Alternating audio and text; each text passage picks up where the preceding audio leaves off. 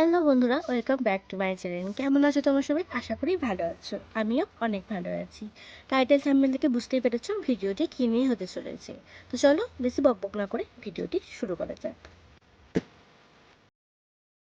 সকাল সকাল চলে গিয়েছিলাম দিদির বাড়িতে। তখন বাজে ঘড়িতে 10টা। দিদির সাত দেওয়ার অনুষ্ঠান শুরু হবে 11টার দিকে। তাই জন্য সবাই মিলে তাড়াতাড়ি করে খাওয়া দাওয়া সেরে নিচ্ছিলাম। ঘড়িতে 10টা 40, তখন আমি সব কিছু রেডি করে দিয়েছি। পুরো 11টা বাজলে অনুষ্ঠান শুরু করা হবে। তো এখানে কেমন সাজিয়েছি অবশ্যই কিন্তু তোমরা একটু কমেন্টে বলেছিও। দেখতে পাচ্ছ দিদি এবার রেডি হয়ে চলে এসছে। আমার দিদি ভাইকে কেমন লাগছে তোমরা কিন্তু অবশ্যই জানিও। তো 5 মাসে কি কি নিয়ম আছে আমরা তো জানি না। তো চলো ভিডিওটি দেখতে থাকো, অবশ্যই কিন্তু তোমরা বুঝতে পারবে। এখানে ওর শাশুড়ি মা আশীর্বাদ করছে, মিষ্টি ফল যা যা দিতে হয় সবই এই ভিডিওর মাধ্যমে তোমরা দেখতে পাবে।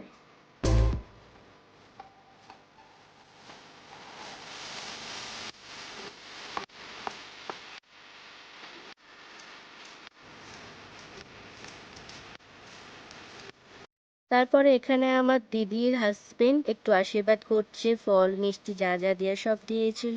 তো আস্তে আস্তে সবাই আশীর্বাদ করেছে। তোমরা ভিডিওটি দেখতে থেকো। বেশি বড় ব্লগটা করিনি, ছোট মতনই ব্লগটা করেছি, তোমরা অবশ্যই বোর হবে না।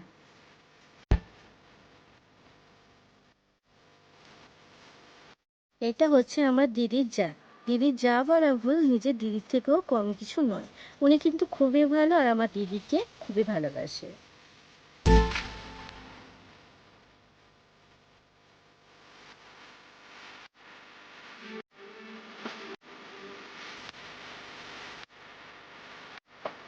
তারপরে আমার মাও আশীর্বাদ করেছিল, সেই ক্লিপটা নেওয়া হয়নি। তারপরে আমার দিদি সব বাচ্চাদেরকে ফল মিষ্টি দিয়ে দিয়েছিল আর নিজেও একটু খেয়ে নিয়েছিল, কারণ সকাল থেকে দিদি ভাই উপোস করেছিল।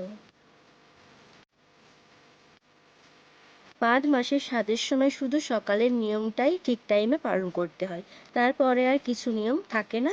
তো তাই জন্য তোমরা এবারে দুপুরে খাওয়া দাওয়ার আয়োজনটা যখন ইচ্ছা করতে পারো। আর এখানে আমার জামাইবাবু অনেক মাছ ধরেছে পুকুর থেকে, সেগুলো আস্তে আস্তে কাটছে আর আমার দিদির শাশুড়ি মা এখানে বসে বসে রান্না করছিল।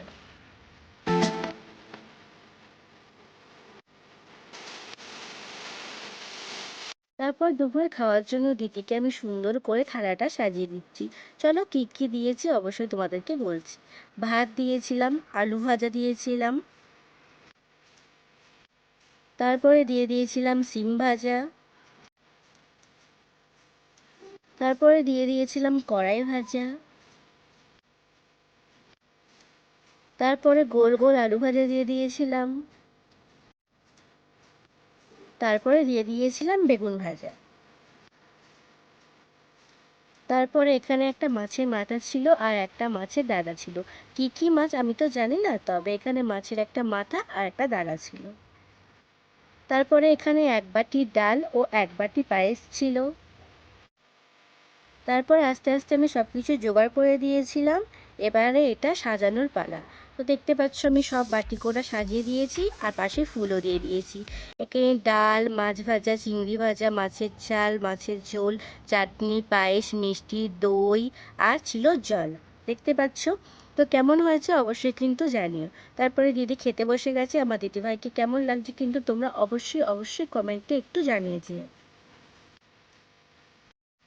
তো এই স্বাদের ব্লগটা তোমাদের কেমন লাগলো অবশ্যই কমেন্টে জানিও। তো ব্লগটা আর বেশি বড় করছি না, ব্লগটা এখানেই শেষ করছি। ভালো লাগলে অবশ্যই লাইক কমেন্ট শেয়ার আর সাবস্ক্রাইব।